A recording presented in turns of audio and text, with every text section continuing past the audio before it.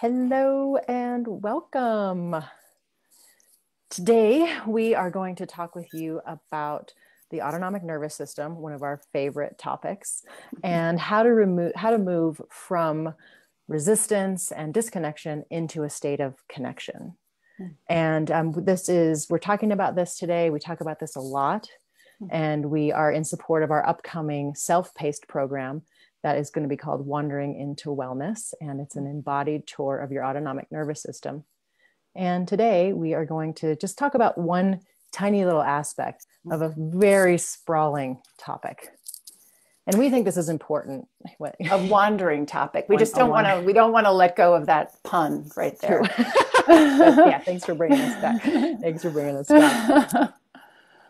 And we continue to come back to the nervous system because we all have one. We all have a nervous system. And it really is the level of the nervous system and the level of our biology that is in control of our responses and our reactions more than our conscious mind and more than we give it credit for. So this is one of the reasons why we continue to come back to this place. And when we're in connection with our nervous system, it enables our connection with ourselves, with the world around us, with our friends and our family, with the earth itself, the earth body, and also with the spiritual realm. So really, there's so many reasons to get to know this system. And we're going to talk a little bit about that today.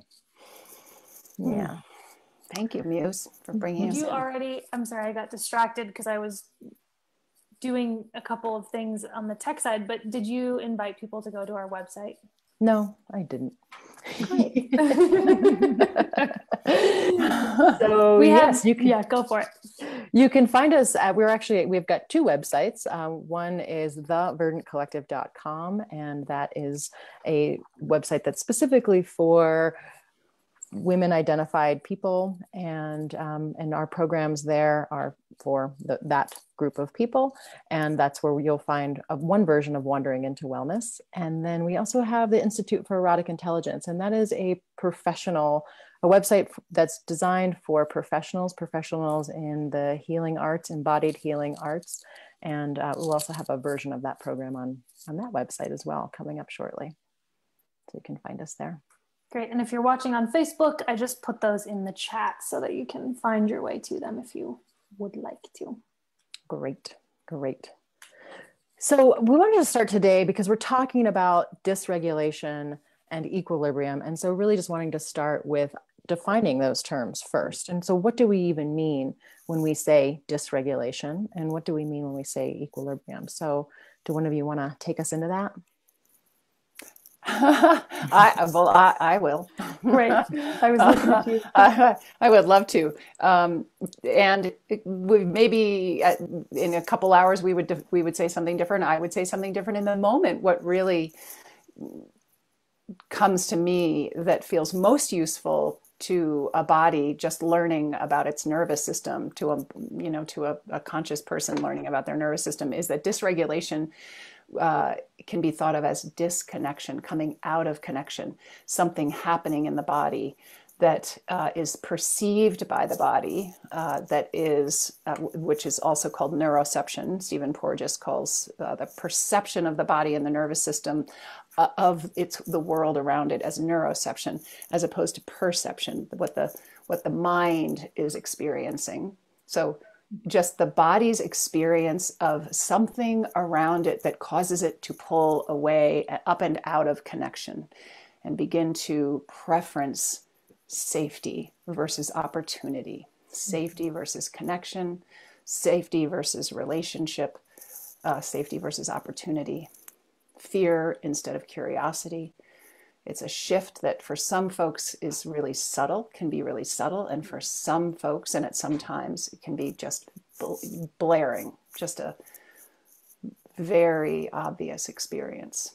Mm-hmm. So I would say dysregulation can be thought of as that.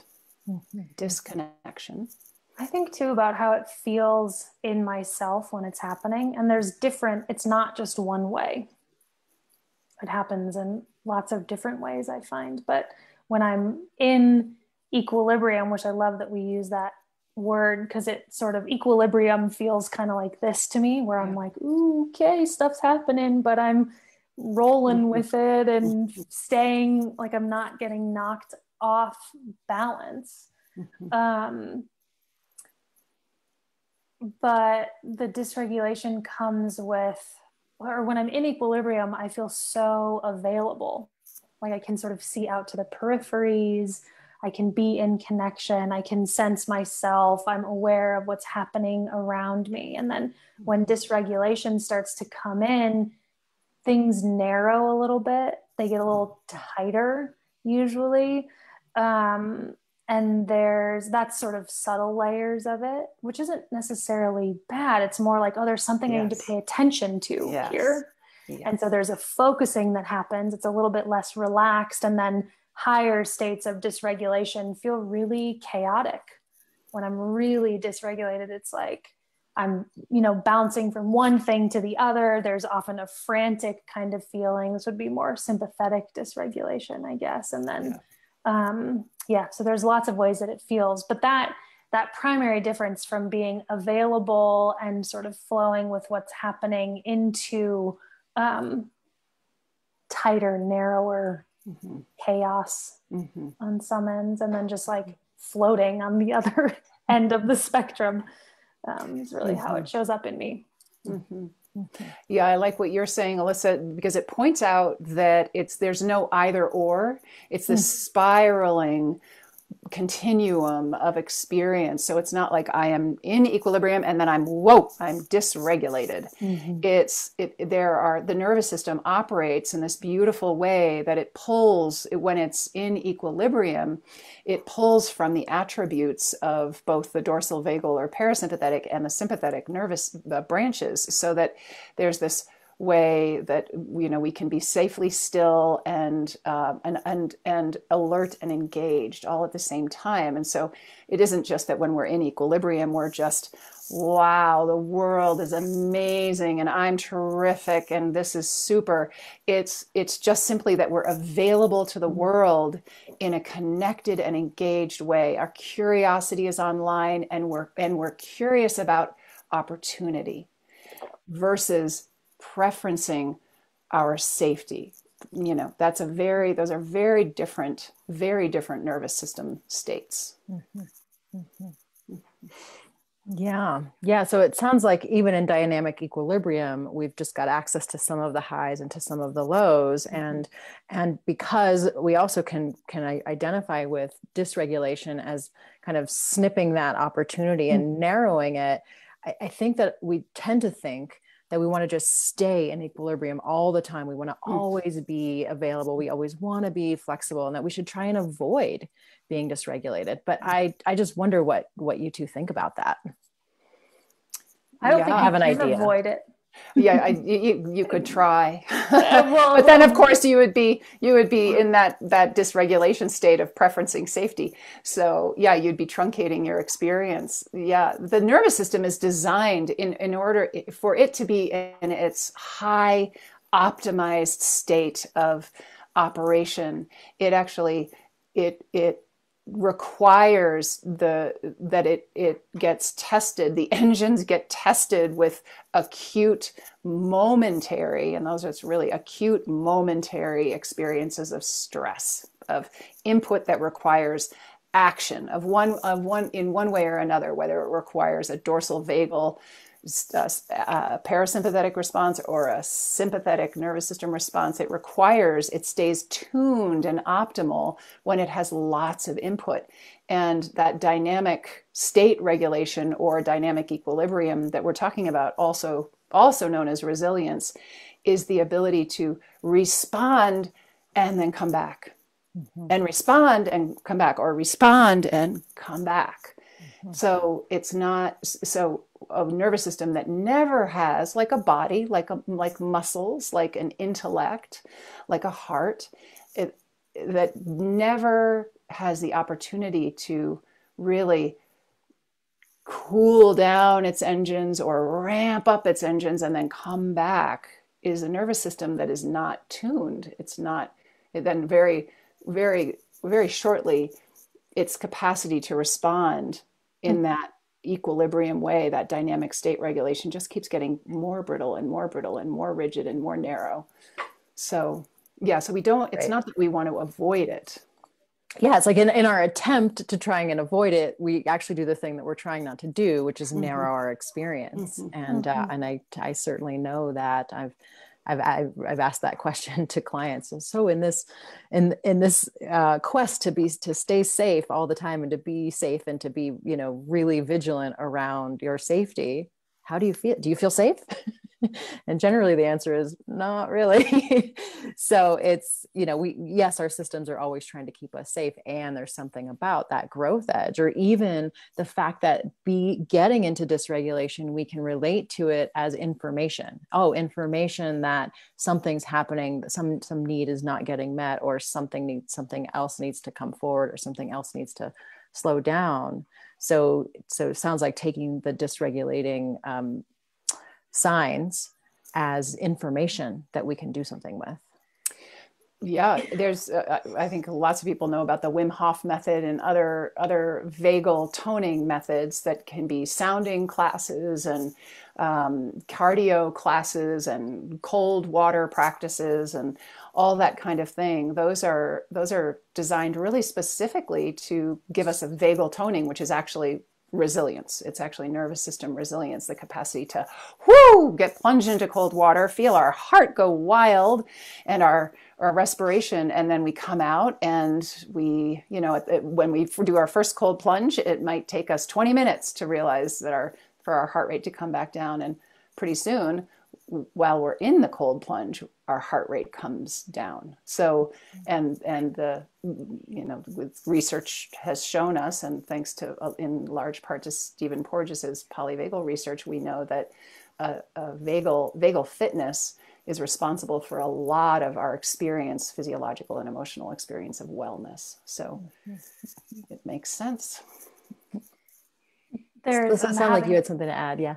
Well, I'm so many things, because this is so one of my favorite things to talk about. But what I wanted to say was that if there's a goal at all, it's not to avoid dysregulation. I mean, you're already speaking to this, Christian, but it's to be able to, it's to learn when it's happening. It's to learn how to be in it and still be online. Mm-hmm. And it's to learn how to resource yourself so that you can come back into that dynamic equilibrium. And I'm having this really fun experience of it in this moment, because I'm staying at my sister's house with her new baby and her 3-year-old, and there's like screaming infant happening outside the door, and I can hear it and I can feel our nervous systems are so designed to respond to that exact thing. And I can feel activation, a little bit of dysregulation creeping in. That's like, oh my God, something's not okay out there. Do they need help? And they're fine. Other parts of me know that. And so I'm just I'm actively playing with it in this moment of, yep, it's there, it's happening, everyone's okay. And it's already calming down and quieting down over there. So it's fun. Alyssa, I'm wondering if you would be willing to take us into some of the signs, some of the ways that you actually can tell that you're moving into dysregulation, even just right now in this moment, or in the previous few moments, and then maybe even some other examples of other ways. Yeah, I mean, with this one, because this was more of a sympathetic response, so there's a move to action. I notice I start to get warmer. Like literally my body gets warmer, and I could feel my heart rate picking up. And I could also feel auditorily my attention being pulled. Like I couldn't hear you two so much anymore. I had to really concentrate to be here, because my auditory processing or whatever was being pulled over that way. But the heat is usually the first sign for me with more sympathetic response. If it's more of a parasympathetic or dorsal vagal response, it'll be more like clammy and foggy and almost like confusion. As I'm talking, I can start to feel it come in just as I talk about it. It's like, wait, what's happening? What am I talking about? I lost it. It tends to be more like that. Yeah. Great And one example. of the, we want to really, I think one of the things that we've noticed more and more that happens to us as our culture gets more frenetic and more, and just operates at its baseline in a fairly active nervous system state of activation. We've got a culture and potentially a globe that of human beings that are dysregulated, and engaged in all sorts of activities just to simply try to contain the dysregulation. Maybe we'll get to that at a future date. But one of the things that we can know, we know that we are dysregulated in that sympathetic activation that Alyssa was first talking about, getting hot and her auditory processing going out the door instead of right here, and all of these things that her system has been designed over millions of years to do. And it's a beautiful evolutionary function. In our day world, everyday functioning, being short-tempered is a beautiful way to spot nervous system dysregulation in the sympathetic, in the active. I'm not safe. I need to do something about it. Get to the point. All right, I don't have time for this. Okay, what's next? What's next? All right, we're doing this, but what's next? What's after this? That's all a sign, and it's become we've decided in some ways that it can work for us because we get more done if we're in this almost ingrained attention deficit situation where it's like, yeah, get to the point, Muse. Come on, next thing. And it's very much a symptom of a chronically activated nervous system. Mm-hmm. Yeah, and I think it's important here to even underscore the chronically activated is a system that actually isn't feeling safe and is in some kind of survival mode. So we think it's in this name of efficiency, it's in this name of moving forward, in this name of progress that we're doing these things. And we actually might be doing them, mentally in that for those reasons. But the consistent message that our body is getting is, I'm not safe here. I'm not safe here. I'm not safe here. And so if we're chronically in that way, little by little, we just wind up kind of living from here up and basically being, if we can function at all, it's because we're ignoring all of the signs that are happening that actually are asking us to, in this example, to slow down. Yeah, absolutely. Go, Alyssa, you. Well, I just want to add that and so much of what we do has to do with our erotic experiences, with our belonging, with our experience of our bodies. And when we're in that state of what you're speaking to, Muse, where everything sort of pulls up and we're not in our bodies, then when we actually do go and want to be in our bodies, connecting with ourselves, with a partner, with the earth, with whatever, it's so hard to get there. Mm-hmm. And so I guess that's all. I thought maybe there was more I was going to connect. Well, there might be, maybe because we talk about this a lot is, and we work with this a lot, that when we're living in that place and then we have the opportunity to come down and come in and dip into our experience. Oh, it's just so much. There's so much there. There's so much feeling. There's so much sensation. And I've just worked so hard to try to stay away from the sensation because there's always so much sensation. So it really, it's like, I don't even know what the metaphor would be, but it's like laundry has piled up and we dip back down in there. It's like, holy cow. All right, get me back out. I changed my mind. Exactly. Yeah. Get back to my phone. And exactly. You might replace sensation, because most people listening to this probably wouldn't say, oh my God, there's so much sensation. They'd be like, oh my God, it's so painful or uncomfortable or overwhelming. Good, or yes. Something like that. Yes. We would say sensation. Yeah, we would, invite them to neutralize it a little bit. Yes. Yeah, and which is why so much of what then we get oriented around in terms of our behaviors, our daily behaviors, and our idea of what we do when we relax, is what you just did, is picking up your phone, and we go to those places that are just high dose numbing agents that deliver us to a place of less discomfort rather than more pleasure and more embedment and more embodiment, where we just slowly go to those places that really deliver really deliver the less discomfort promise. So streaming things and shopping and sugar and alcohol and, you know, this great increase in so-called medicine journeys that just there, you know, anything to have it be a different experience where we become quite programmed to that. Mm-hmm. Mm-hmm. Yeah. So then that's so great, because I wanted to end with talking about what are some alternatives. You know, Christiane, you mentioned vagal fitness and vagal tone and some pretty extreme sort of practices. Okay, Wim Hof. Okay, but what about in our day to day? I don't have a cold plunge pool. I don't know. Well, we've got river. We've got rivers, so I'm sure you have a shower muse. Most of us just do it in the shower. Well, this body doesn't do that with her vagal toning. At least not yet. At least not yet. But so day-to-day vagal tone, but also when we're feeling these signs of dysregulation, these signs that we've talked about already, you know, the coming up or the fogginess, what are some things that we can do to bring ourselves back into this state of dynamic equilibrium, able to respond to present moment interactions or stimulus or our situation, and doing this like just in these maybe little smaller moments of activation, so that we can really strengthen our vagal fitness for small and large areas or times of dysregulation or overactivation, you might call it. Mm-hmm.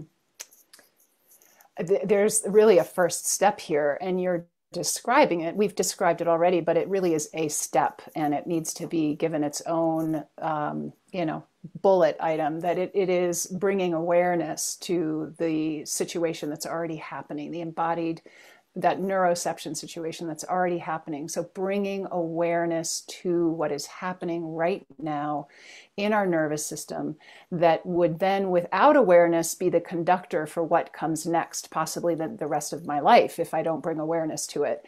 But bringing awareness. And I really want to make that its own bullet, bolded, because if that's all we do, we've already done something that might just unleash a set of responses rather than reactions that would lead us into more wellness. Just bringing awareness, which looks like, oh, wait a minute, that thing Alyssa described on that Facebook Live thing, that's happening to me right now. And we don't even have to go to the, wait, why is it happening? What's wrong? What happened? All we have to do is say, wait, it's happening. For some reason, I feel unsafe. And it might not be because there's a significant threat in the field. Usually there's not. It's operating on something that happened a long time ago that's been stored dutifully in our database, in our nervous system database. Just wait a minute, that thing that Alyssa talked about, that's happening to me right now. Okay. Mm-hmm. Can I interject here? So one thing that helps me a lot, depending on the moment or what kind of dysregulation it is yes, noticing like, okay, something's happening is step one. And then for me, I have to quickly go into some kind of resource before I can even get curious about it, which my favorite one, which is so simple and sort of silly, but it's so helpful, is I call it, Muse, we were joking about this the other day, I call it The Wall is White. So it's simply looking in front of me and seeing what's actually physically in this space that I'm in. So it might be, I'm wearing a black shirt and I'm wearing green pants and the wall is tan, and just all of these things that actually take the attention off of the experience that's happening in my body, which can sometimes be really uncomfortable, even scary, and situating myself in the rest of the world. And then I can come back in and start to get more curious about what is going on here as it starts to get a little bit quieter, not be quite so overwhelming.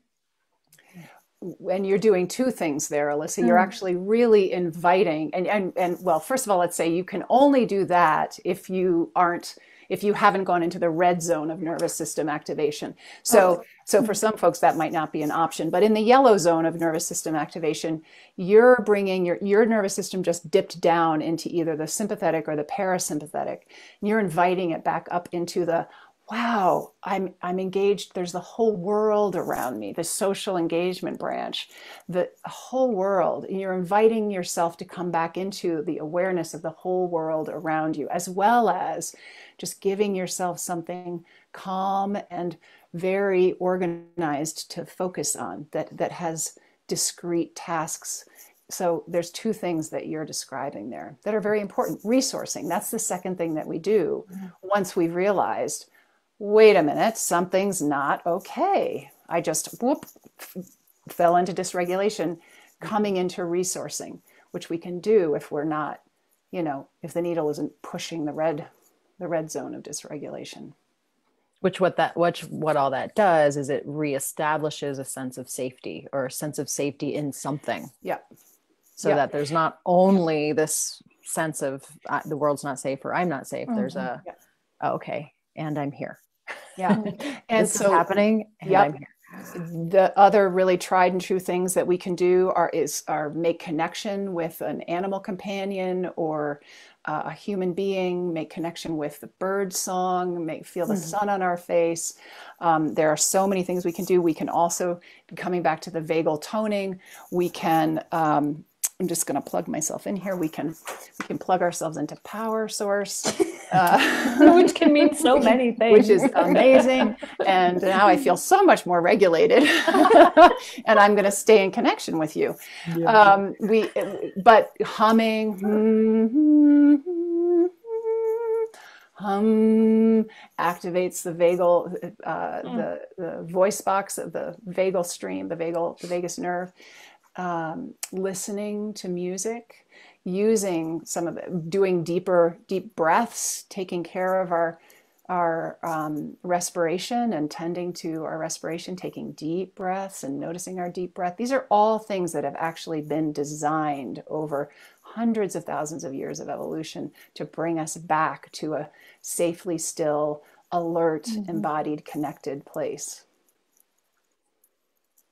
Awesome. Yeah. Is there anything else to add there, Alyssa? I mean, self-touch can be a good one also. You can even, if you're by yourself, or if there aren't people that feel safe or available or something, even just imagining somebody next to you or an animal with you, or imagining yourself somewhere in nature that feels really peaceful or supportive, can be enough to start to bring you out of dysregulation. Our imagination is capable of doing so much for us. And it doesn't have to be real people. It can be characters in books. It can be people who aren't alive anymore. It can be the imagined perfect parent. It can be angels,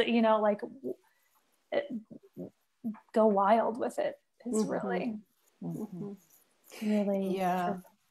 and when you're as we're describing that connection with other, which can be so many others, not just human others, we're describing a thing called co-regulation, which is actually a biological imperative. It isn't just a luxury. It isn't great and quaint. It's actually a biological imperative. So Alyssa's little niece right now, as she comes into this world, is spending so much time using all the other nervous systems in her midst to find out what it feels like to be regulated, to be in dynamic state regulation and equilibrium, and to build resilience.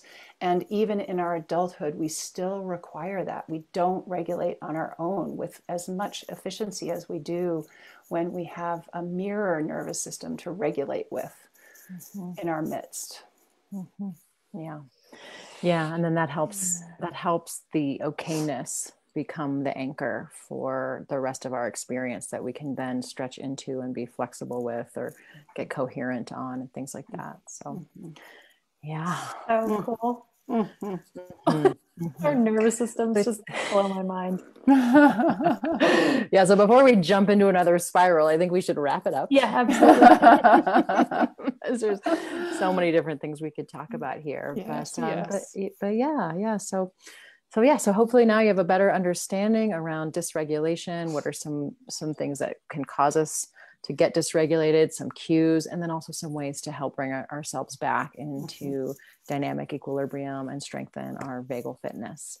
So we'll be back probably in 2 weeks for more talk about something else that we find really interesting. And go to our website for the upcoming programs, opportunities, ways to engage and learn from us. Beautiful. Thanks for joining us. Thank you, everyone. Bye.